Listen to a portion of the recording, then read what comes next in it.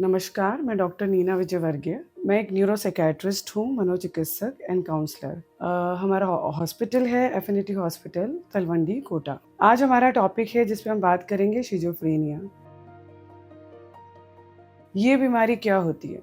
इस बीमारी में ब्रेन के अंदर केमिकल या स्ट्रक्चरल कुछ ऐसे बदलाव हो जाते हैं, जिसके चलते मरीज के सोचने समझने की क्षमताएँ बदल जाती हैं, उसका व्यवहार बदल जाता है, उसके फीलिंग्स, इमोशंस, थॉट प्रोसेस कहने का मतलब उसके जो वो महसूस करता है, जो भावनाएँ वो महसूस कर पाता है, वो बदल जाती हैं।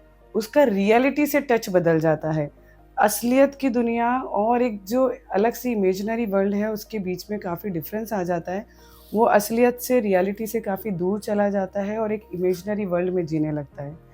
कई बार उसे कानों में कुछ आवाज़ें सुनाई देती हैं, जो कि असलियत में नहीं होती पर उसे सुनाई दे रही हैं, जो कि सिर्फ़ उसे सुनाई दे रही है और जो उसे सच लगती है। ऐसे बहुत सारे तरह के लक्षण हैं जो कि शिज़ोफ्रेनिया वाले पेशेंट में हो सकते हैं। शिज़ोफ्रेनिया को पहचानेंगे कैसे? तो उसके लिए हमें उसके लक्षण पता होने ज़रूरी हैं, क्योंकि शिज़ोफ्रेनिया कोई अनकॉमन बीमारी नहीं है, काफ़ी कॉमन इलनेस है सोसाइटी के अंदर। अगर हमें इस बीमारी के लक्षण स्टार्टिंग में ही पता होंगे तो हम पहचान सकते हैं। शुरुआती दौर में जिसको भी शिज़ोफ्रेनिया होता है, एक बदलाव आता है कि वो मरीज़ अकेले रहना पसंद करता है।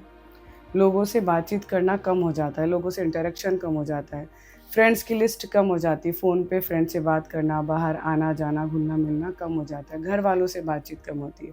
ऐसे मरीज़ ज़्यादातर अकेले रहना पसंद करते हैं।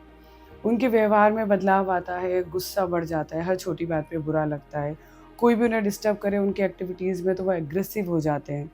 धीरे-धीरे जब बढ़ती है बीमारी तो कई बार वो वायलेंट हो जाते हैं, सेल्फ हार्म भी कर लेते हैं और सामने वाले को भी नुकसान पहुँचा सकते हैं और खुद को भी नुकसान पहुँचा सकते हैं। इस तरह के मरीज़ जब शुरुआत में लोग पहचान नहीं पाते, उन्हें लगता है कि ठीक है, अकेला रहना पसंद है इसको, थोड़ा-सा बातचीत कम करता है, बाहर आता-जाता कम है। पर इसी स्टेज में अगर हम देखें, तो पेशेंट को देख सकते हैं। उसका सोने का रूटीन बदल जाता है, वो रात-रात भर जागने लगता है, फ़ोन, टीवी, वीडियो देखने लगता है। घरवालों को लगता है अच्छा काम कर रहा है, या पढ़ाई कर रहा है, इसलिए वो व्यस्त है, पर ऐसा नहीं होता। वो बीमारी के चलते एक अलग ही ज़ोन में जाता है। उसके खाने-पीने का पैटर्न चेंज हो जाता है। शक-वहम बढ़ जाता है। इस तरह के मरीज़ कई बार अपनी खिड़की बार-बार बंद करते हैं, दरवाजे बार-बार बंद करते हैं क्योंकि उन्हें शक होता है, कोई उन्हें देख रहा है, कोई उनकी एक्टिविटीज़ को नोटिस कर रहा है, कोई उन पे नज़र रख रहा है। कई बार पेशेंट आते हैं, वो मुझे बताते हैं कि मैम इसको ये लगने लगा है कि मेरा फ़ोन हैक हो गया है। उनको लगता है कि कैमरे फ़ोन में से मेरी पूरी गतिविधि देखी जा रही है, कोई मुझ पे नज़र रख रहा है, कोई मेरे खिलाफ साजिश रच रहा है। कइयों को लगता है घर में कैमरे लगा दिए गए हैं, टीवी चल रही है तो उसमें लगता है टीवी में वही बोला जा रहा है जो मैं सोच रहा हूँ। जिसे हम कहते हैं कई बार थॉट विथड्रॉल। कहने का मतलब कि मेरे विचार चुरा लिए गए हैं और इन्हें पता चल गया है। कई बार उनके दिमाग में जो विचार आते हैं उन्हें लगता है कि ये मेरे दिमाग में किसी ने डाल दिए हैं, थॉट इंसर्शन। और ऐसे कि लगता है कि कई बार पूरी दुनिया को पता चल गया जो मैं सोच रहा था, थ्रॉट ब्रॉडकास्ट। मतलब उन्हें लगता है हमारे विचार हमारे नहीं रहे, सबको पता चलते हैं। तो ये एक शिज़ोफ्रेनिया के लक्षण हैं। एक डिल्यूज़न करके जो हम बोलते हैं पॉज़िटिव शिज़ोफ्रेनिया में डिल्यूज़न हैलुसिनेशन मिलते हैं, जिसमें जो होता है फिक्स्ड फर्म फ़ॉल्स बिलीफ। एक गलत बिलीफ जिस पे पर आप कितने ही एविडेंस दे दो, सबूत दे दो, पर सामने वाला नहीं मानेगा क्योंकि वो एकदम फिक्स्ड है, फ़र्म है, पर वो गलत बिलीफ है। जैसे कि उसे लगेगा कि हाँ, ये मेरा पति नहीं, ये बहरूपिया है, तो आप कितनी ही एग्ज़ाम्पल दे दो, उसे बहरूपिया ही समझेंगे। या उसे लगेगा जैसे कई बार आते हैं हस्बैंड-वाइफ की हस्बैंड को शक होता है मेरी बीवी का किसी और से अफ़ेयर है, या बीवी को शक होता है हस्बैंड का किसी और से अफ़ेयर है। किसी वो अगर किसी से नॉर्मल किसी महिला से भी अगर पति बात करेगा तो उसको लगेगा पक्का इससे चक्कर है। बिस्तर पे अगर 2 सल भी मिल जाएँगे तो उसे लगेगा पक्का वो यहाँ पे सोया था या कुछ तो हुआ था। कर्टन थोड़ा-सा भी हिला हुआ होगा तो उन्हें लगेगा ये पक्का यहाँ से बाहर देख रहे थे। कोई इंसान ने गलती से भी घर में देख लिया तो उन्हें लगेगा ये पक्का जासूसी कर रहा था। पूरे दिन दिमाग में शक और वहम की बातें चलती हैं। इन शक और वहम का कोई वजूद नहीं होता, लेकिन जिसके दिमाग में चलती है पेशेंट को वो सच लगती है। आप कितने ही सबूत दे दो, उन्हें कोई बिलीव नहीं होगा। धीरे-धीरे हैलुसिनेशन होने लगते हैं, कानों में आवाज़ें सुनाई देने लगती हैं। कभी आवाज़ें बहुत अच्छी होती है जिसमें प्यार, इश्क, मोहब्बत वाली बातें होती हैं जिसमें पेशेंट बात करता रहता है दिन भर उन आवाज़ों से जो सच में है ही नहीं और खुश रहता है। कभी ये डेरोगेटरी भी रहती है कि धमकाती है, डराती है, तेरा ये कर दूँगा, तुझे मार दूँगा।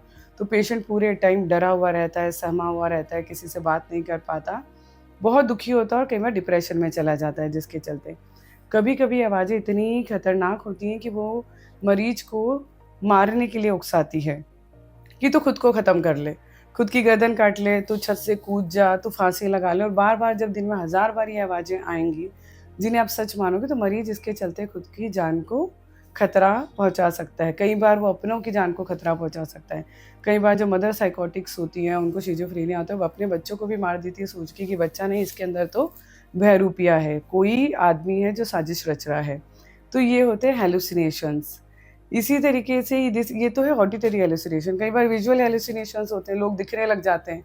जो है ही नहीं वो लोग दिखने लगते हैं, जो है ही नहीं उनकी आवाज़ें सुनाई देने लगती है। जो जैसे कई खाने में वैसी स्मेल्स आती हैं जो स्मेल परसिस्ट ही नहीं करी, तो उसे बोलते हैं ऑल्फैक्टरी हैलुसिनेशन। और भी बहुत सारे तरह के हैलुसिनेशंस होते हैं। मोस्ट कॉमन होता है कि नेबर्स, पड़ोसियों की आवाज़ें सुनाई देना, कि पड़ोसी के घर में जो 10 किलोमीटर दूर भी होगा या 1 किलोमीटर दूर होगा, उसके घर में जो बातें चल रही है वो सुनाई देती, कि वो मेरे खिलाफ बात कर रहे हैं, मेरे खिलाफ साजिश रच रहे हैं, मुझे नुकसान पहुंचाना चाहते हैं, मुझे मारना चाहते हैं। इस तरह के मरीजों को कई बार घर वालों की परवाह होती है कि घर में बेटा निकला और माँ को अगर शिज़ोफ्रेनिया है, वो 100 कॉल कर देगी। उसे लगेगा बेटे को कोई रास्ते में मार देगा, कोई उसे पकड़ लेगा, कोई उसका नुकसान पहुंचा देगा। तो इस तरीके से घर वालों का भी जीना बहुत मुश्किल हो जाता है, उन लोगों को भी वो भी परेशान हो जाते हैं। धीरे-धीरे जब बीमारी आगे बढ़ती है तो शिज़ोफ्रेनिया में स्पीच डिसऑर्गेनाइज़्ड होती है। थॉट तो पूरी तरीके से डिसऑर्गेनाइज़्ड हो गए हैं, सोचने समझने की क्षमता पूरी डिस्टर्ब हो जाती है, रीअरेंज हो जाती है, बातों का कोई मतलब ही नहीं होता। जो हम उनसे बात करते हैं तो जिसे हम आम भाषा में बोलते हैं बहकी-बहकी वो बातें करने लगते हैं, बहका-बहका व्यवहार करने लगते हैं। स्पीच डिसऑर्गेनाइज़ हो जाती है, बोलने की भाषाएँ उनकी बदल जाती हैं। कहने का मतलब बात चाहे वो हिंदी में ही करेंगे, लेकिन लॉजिकल नहीं करेंगे, जो पूछा जाएगा उसका जवाब ना दे के कुछ भी बोलेंगे, डिसऑर्गेनाइज़्ड बोलेंगे। और जब नेगेटिव शिज़ोफ्रेनिया होता है इसमें तो पेशेंट बोलना ही बंद कर देता है, वो तो बात ही नहीं करता। तो ऑलमोस्ट ये थोड़े कुछ बेसिक सिम्पटम्स हैं जो शिज़ोफ्रेनिया के मरीज़ में हम देख सकते हैं। शिज़ोफ्रेनिया के कारण क्या होते हैं वो मैं आपको बता देती हूँ। कोई फ़िक्स्ड कारण नहीं होता कि पर्टिकुलर ये कारण होगा तो शिज़ोफ्रेनिया होगा। कई बार बहुत सारे कॉम्बिनेशन होते हैं, जैसे कि जेनेटिक्स, माता-पिता, दादा-दादी या पीढ़ियों में कभी किसी को कोई मानसिक बीमारी रही हो तो उनको शिज़ोफ्रेनिया होने के चांसेस होते हैं। कई बार एनवायरमेंटल कॉज़ होता है कि जीवन में कभी इतना स्ट्रेस आया हो, कई बार पेशेंट आते हैं कि डिवोर्स के बाद शुरू हो गया, या बेटे का डेथ हो गई उसके बाद शुरू हो गया, या बिज़नेस लॉस हो गया उस वक़्त शुरू हो गया। तो कई एनवायरमेंटल कोई स्ट्रेस आ जाता है लाइफ में, उसके बाद कई बार कोई इंजरी हो गई, हेड इंजरी हो गई, सर में चोट लगी है, किसी तरह का नुकसान हुआ है, किसी तरह का इन्फेक्शन हुआ, उसके बाद भी शिज़ोफ्रेनिया स्टार्ट होता है। इस बीमारी में ले-दे के कारण यही होता है कि दिमाग के अंदर रासायनिक बदलाव होते हैं और कभी-कभी कुछ स्ट्रक्चरल चेंजेस होते हैं, जिसके चलते शिज़ोफ्रेनिया बीमारी होती है। जो रासायनिक बदलाव होते हैं वो मोस्टली डोपामिन और सेरोटोनिन के होते हैं। इनके इम्बैलेंस की वजह से सोचने समझने की क्षमता, व्यवहार और कॉग्निशन बदल जाता है। जब भी शिज़ोफ्रेनिया के मरीज़ आते हैं वो 2 तरीके से आते हैं, जिसे हम बोल सकते हैं पॉज़िटिव शिज़ोफ्रेनिया और नेगेटिव शिज़ोफ्रेनिया। पॉज़िटिव शिज़ोफ्रेनिया वाले जो लक्षण होते हैं, जिसमें लक्षण दिखते हैं बाहरी रूप से, जैसे कि वो चीखते-चिल्लाते हुए आ सकता है क्योंकि वो वॉयलेंट है, गुस्से में है। क्योंकि ऐसे मरीज़ कभी भी डॉक्टर को दिखाना नहीं चाहते, वो मानते ही नहीं हैं कि हमें कोई मानसिक बीमारी है। दुनिया में जग ज़ाहिर हो जाता है कि वो मानसिक रूप से बीमार है, सबको समझ जाता है, पर पेशेंट कभी नहीं मानता कि उसे मानसिक बीमारी है। तो इसमें 100% रिश्तेदार की ज़िम्मेदारी होती है कि वो उसको तुरंत डॉक्टर के पास लाए। ऐसे मरीज़ बहकी-बहकी बातें करते हुए आते हैं, उनका बहका-बहका व्यवहार होता है, उनकी सेल्फ केयर अच्छी नहीं होती है, वो अच्छे से नहाते-धोते नहीं हैं टाइम पे, खुद को रेडी नहीं रखते टाइम पे, उनका जॉब कई बार चला जाता है, घर में अगर महिला काम कर रही है तो घर में काम नहीं करती है, उन्हें हैलुसिनेशन होते रहते हैं कि कोई दिखाई दे रहा है या किसी की आवाज़ें सुनाई दे रहे हैं। अकेले में बैठ के बड़बड़, बड़बड़, बड़बड़ अपने आप से बातें करना, अपने आप में हँसना, अपने आप में रोना, क्योंकि वो जिनसे बातें कर रही है उसी के अकॉर्डिंग उनके इमोशंस बदल जाते हैं। तो ये लक्षण दिखते हैं, बाहरी रूप से आसानी से दिख जाते हैं, तो ये होता है पॉज़िटिव शिज़ोफ्रेनिया। नेगेटिव में क्या होता है कि लक्षण बाहर से दिखते नहीं है। नेगेटिव शिज़ोफ्रेनिया वाले पेशेंट बिल्कुल चुप रहते हैं। वो बिल्कुल बात नहीं करते, कितनी कोशिश करो उनसे निकलवाने की, वो बोलते नहीं हैं। चुप रहते हैं तो हमें पता नहीं चलता उनके दिमाग में क्या चल रहा है, चाहे उनके दिमाग में कितना ही बड़ा शक हो, कितना ही बड़ा डिस्टॉर्टेड थॉट हो, बिगड़ा हुआ विचार हो, पर वो बोलते नहीं हैं। उनमें इमोशंस नहीं होते, ना वो खुश होते हैं, ना वो दुखी होते हैं, ना वो बीच में रहते हैं, वो एक पर्टिकुलर फेज़ में रहते हैं। तो कई बार हम नेगेटिव शिज़ोफ्रेनिया को डिप्रेशन से कन्फ्यूज़ कर जाते हैं कि ये तो डिप्रेशन में चला गया इसलिए चुप है, किसी से बात नहीं कर रहा, अकेले नहीं है। पर दोनों ही बीमारी के इलाज में दिन-रात का अंतर है। तो हमेशा नेगेटिव शिज़ोफ्रेनिया को डिप्रेशन से अलग करना पड़ता है कि अगर वो चुप है, उदास है, किसी से बात नहीं कर रहा है, किसी में इन्वॉल्व नहीं हो रहा है, इंटरेक्शन नहीं है, प्रॉपर खा नहीं रहा, प्रॉपर नहा नहीं रहा, प्रॉपर प्रॉपर किसी से बात नहीं कर रहा है, तो मे बी वो नेगेटिव शिज़ोफ्रेनिया हो। नेगेटिव शिज़ोफ्रेनिया को ठीक करना और भी मुश्किल टास्क होता है। उसका मेडिसिन अलग होता है, तो उसके लिए हम जो असेसमेंट पर्पस है, उससे पता करते हैं कि ये एग्ज़ैक्टली नेगेटिव शिज़ोफ्रेनिया है या डिप्रेशन है। शिज़ोफ्रेनिया की डायग्नोसिस के लिए सबसे पहले हम क्लिनिकल ही अप्रोच करते हैं। जैसे जब मरीज़ से बात करते हैं तो देखते हैं कि वो बातचीत क्या कर रहा है। क्योंकि जब शिज़ोफ्रेनिया का मरीज़ आता है कई बार वो बात करते-करते पता चल जाता है कि उसके विचार थोड़े-से बहकी-बहकी बातें कर रहा है, बहके-बहका व्यवहार कर रहा है। जब कई बार पेशेंट आके बैठता है, डॉक्टर 2 मिनट भी चुप हुआ तो बड़बड़-बड़बड़ किसी से बातें करने लग जाता है। वो जो आवाज़ें सुनाई दे रही है या फिर उसके चेहरे के एक्सप्रेशंस कई बार इतने डरे हुए रहते हैं। जब पेशेंट आता है तो उसके रिश्तेदार खुद हिस्ट्री दे देते हैं कि मारपीट कर रहा है, गुस्सा कर रहा है, पड़ोसियों को गालियाँ दे रहा है, पड़ोसियों पे शक वहम कर रहा है, पत्थर फेंक रहा है पड़ोसियों पे, नहाता नहीं है, कई बार घर से भाग जाता है, लेके आना पड़ता है, घर में नहीं रहता, खुद को नुकसान पहुँचा रहा है, चीज़ें बीनने लग जाता है रोड पे जाके। ऐसे बहुत सारे लक्षण हैं जो मरीज़ आते हैं जब देते हैं कि ये तो ऊपर की हवा में आ गया, उनको लगता है, वो बीमारी को नहीं समझ पाते तो इस तरीके से बोलते हैं। तो ये होता है क्लिनिकल असेसमेंट। उसके बाद जब क्लिनिकली हमें लगता है शिज़ोफ्रेनिया है तो हम उसका साइकोलॉजिकल असेसमेंट करते हैं। जैसे कि रोशाक करके टेस्टिंग होती है, उसपे साइकोलॉजिकली उसका साइकोटिक फीचर्स को असेस करते हैं। साथ में डिप्रेशन, एंग्ज़ायटी और कोई मानसिक बीमारी तो नहीं है, वो असेस करते हैं। कोई ऑर्गेनिक कारण तो नहीं रहा, तो एमआरआई वगैरह कई बार कराते हैं कि दिमाग में कोई और चोट वगैरह तो नहीं है जिसके चलते पेशेंट में साइकोसिस आया है या ब्रेन में कोई इन्फेक्शन तो नहीं हो गया जिसके चलते पेशेंट साइकोटिक तरीके से बिहेव कर रहा है। तो हम प्रॉपर उसका वर्कअप करते हैं, ब्लड का चेकअप करते हैं कि ब्लड में कोई ऐसा इम्बैलेंस तो नहीं हुआ। कई बार सोडियम, पोटेशियम, क्लोराइड के इलेक्ट्रोलाइट्स के इम्बैलेंस से भी पेशेंट कन्फ्यूजन में चला जाता है, डिसओरिएंटेड हो जाता है, तो वो सब रूल आउट करना पड़ता है। तो प्रॉपर चेकअप करना पड़ता है ब्रेन का, बॉडी का, ब्लड का, साइकोलॉजिकल असेसमेंट करना पड़ता है, घरवालों से हिस्ट्री लेनी पड़ती है, कब से इसके लक्षण शुरू हुए, शुरुआत में क्या लक्षण थे, बाद में किस तरीके से बढ़े, क्या-क्या उन्होंने व्यवहार में बर्ताव देखा, बातचीत में क्या ब बदलाव देखा, ये सब देखा जाता है जिसके बेसिस पे हम डायग्नोसिस बनाते हैं। अगर आंकड़ों की माने तो शिज़ोफ्रेनिया काफ़ी कॉमन बीमारी है। अगर जनरल पॉपुलेशन में देखने जाएँ तो 100 में से 1 इंसान को ये बीमारी है। ये इतनी कॉमन बीमारी है। अगर इस बीमारी में इलाज ना कराओ तो अगले 2-5 साल में पेशेंट की बहुत हालत बिगड़ जाती है क्योंकि मरीज़ डॉक्टर के पास नहीं आता क्योंकि उसको खुद को नहीं पता वो मानसिक रूप से बीमार है। इकलौती ऐसी बीमारी जिसमें इनसाइट एब्सेंट होती है, ये समझ कि मैं बीमार हूँ। जिसके चलते कई बार पेशेंट की बहुत हालत ख़राब होती है। हमने जो रास्ते में देखे लंबे-लंबे बाल वाले लोग, जो खुद से बड़-बड़ बातें कर रहे हैं, अकेले में बैठे हैं पूरी-पूरी रात, खुद से बोल रहे हैं, बिल्कुल सेल्फ केयर अच्छी नहीं है। ये वही बीमारी है। ये एंड स्टेज होता है इस बीमारी का अगर इलाज नहीं कराओ तो। अगर घर परिवार में एक भाई को, बहन को बीमारी है तो उसके भाई-बहन को होने के चांसेस 8% बढ़ जाते हैं। अगर माता-पिता को में से किसी एक को शिज़ोफ्रेनिया है तो उसके बच्चे को होने के चांसेस 12% होते हैं। अगर माता-पिता दोनों को ही शिज़ोफ्रेनिया है तो 40% चांसेस हैं कि बच्चों को शिज़ोफ्रेनिया हो और अगर ट्विन्स हैं, जुड़वा बच्चे हैं, तो लगभग-लगभग 50% 48% चांसेस है कि शिज़ोफ्रेनिया आएगा।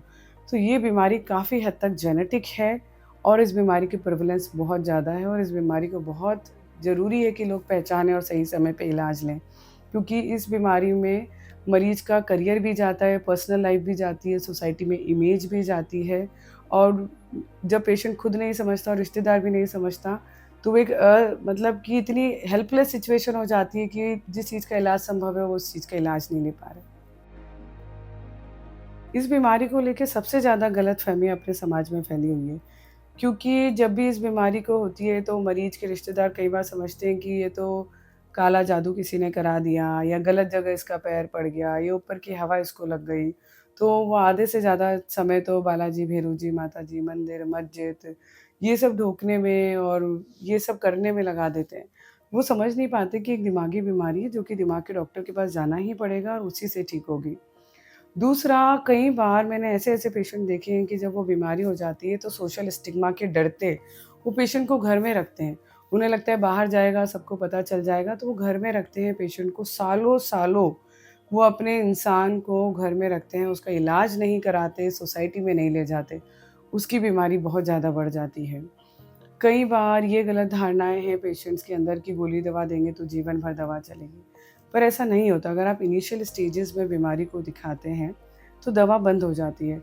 अगर आप बीमारी को बढ़ा के इतना लाएँगे कि ब्रेन में बहुत ज़्यादा डैमेज हो जाता है, तो नो डाउट ऑब्वियस सी बात है जब बाकी बीमारियों में लंबे समय तक दवा चलती है, बीपी, शुगर, थायराइड, इस बीमारी में भी चलेगी क्योंकि ब्रेन को अब सपोर्ट की ज़रूरत है, तो वो बाहर से देना पड़ेगा। कइयों को लगता है ये आदत की दवा है, आदत लग जाएगी इसलिए इसका इलाज नहीं कराना चाहिए, ये बिल्कुल गलत है। ये जो दवाएँ होती हैं वो आदत की नहीं होती, ज़रूरत की होती है। ब्रेन में जो रासायनिक बदलाव हुए हैं, उन रसायनों को वापस से बैलेंस करने के लिए दवाएँ दी जाती है। तो दवाइयाँ ज़रूरत की दवा होती है, आदत की दवा नहीं होती है। कइयों को लगता है कि जब इसका ट्रीटमेंट होता है तो पेशेंट और ज़्यादा बिगड़ जाता है, ऐसा नहीं होता। शिज़ोफ्रेनिया के ट्रीटमेंट के बाद पेशेंट की लाइफ़ में सुधार आता है, उसकी पर्सनल लाइफ़ इम्प्रूव होती है, प्रोफ़ेशनल लाइफ़ इम्प्रूव होती है, लाइफ़ के सारे पर्सपेक्टिव इम्प्रूव होते हैं। समाज में और भी धारणाएँ फैली हुई है जैसे कि कई बार ये भावना लोगों में आ जाती है घर परिवार की ये तो है ही ऐसा, ये तो है ही, इसका तो व्यवहार ही ऐसा है, ये तो ऐसा ही रहेगा, पर ऐसा नहीं है।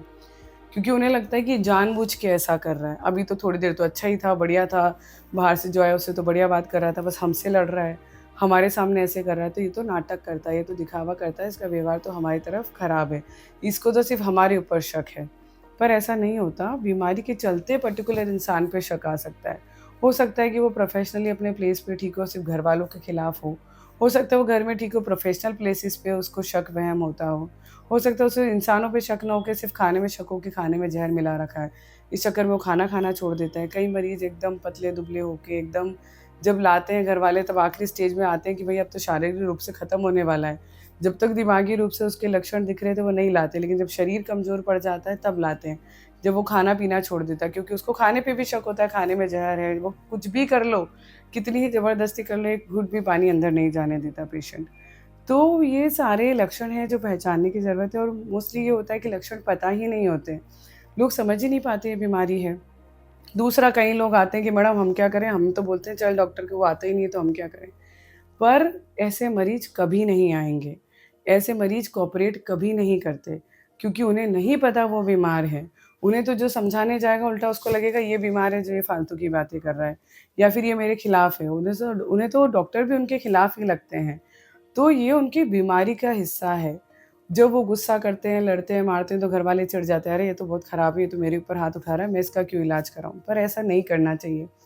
ऐसे मरीजों का इलाज कराना चाहिए क्योंकि वो जानबूझकर ये सब नहीं कर रहे हैं। वो उनका रियल असलियत वाला फ़ॉर्म नहीं है, वो रियल में अलग और एक अच्छे इंसान होते हैं। बीमारी के चलते ही गुस्सा होता है, बीमारी के चलते ही शक-वहम होता है, बीमारी के चलते उनके व्यवहार में नेगेटिव बदलाव आते हैं, तो ये हमारी ज़िम्मेदारी है कि सही समय पे डॉक्टर के पास ले जाएँ। कई लोग कहते हैं गोली तो खाता ही नहीं है, क्यों दिखाना? तो जो लोग गोली नहीं खाते हैं क्योंकि उन्हें वो भरोसा ही नहीं करते उन्हें बीमारी है, तो फिर उन पेशेंट्स को भर्ती भी करना पड़ता है। लोगों में ये है कि अरे भर्ती कर दिया तो लंबे समय तक रहेंगे, पर ये नहीं होना चाहिए। अब इस बीमारी का इलाज क्या है? हम उस पे बात करते हैं। जब भी इस तरह के पेशेंट्स आते हैं, मोस्टली कई बार जो पेशेंट आते हैं उन्हें भर्ती ही करना पड़ता है क्योंकि वो परिवार वाले उन्हें उस स्थिति में आते हैं जब तक बीमारी बिगड़ जाती है कि मरीज़ ने खाना-पीना छोड़ दिया या मरीज़ बहुत ज़्यादा वायलेंट हो गया है या वो घर से भाग जाता है तो उसको पकड़ के लेके आते हैं। तब ऐसी स्टेजेस होती है तब भर्ती करके इलाज करते हैं और अगर नॉर्मल स्टेजेस होती है और पेशेंट दवा गोली खाने को तैयार होता है तो हम उसको मेडिसिन से ओपीडी बेसिस पे इलाज करते हैं। सबसे पहले उनका असेसमेंट कराते हैं, साइकोलॉजिकल असेसमेंट कराते हैं, उनका बॉडी का चेकअप करते हैं कि शारीरिक रूप से कोई बीमारी तो नहीं है, उसके बाद दवा गोली शुरू करी जाती है। पेशेंट्स में एंटीसाइकोटिक्स दी जाती है, टैबलेट फॉर्म में, इंजेक्शंस फॉर्म में। पर जब अगर बीमारी ज़्यादा होती है और लंबे समय से होती है तो हम सहारा लेते हैं ईसीटी का, जिसे हम शॉक थेरेपी बोलते हैं। शिज़ोफ्रेनिया में ईसीटी का बहुत अच्छा रोल है, बहुत अच्छा रोल देखा गया है। काफ़ी पुराने केसेस भी और काफ़ी मुश्किल केसेस भी बहुत जल्दी रिकवर हो जाते हैं ईसीटी से। ईसीडी का डायरेक्ट ब्रेन पे असर होता है और ब्रेन के कनेक्शंस पॉजिटिव होके, पॉजिटिव हार्मोन्स रिलीज़ होके काफ़ी जल्दी रिलीफ़ होता है।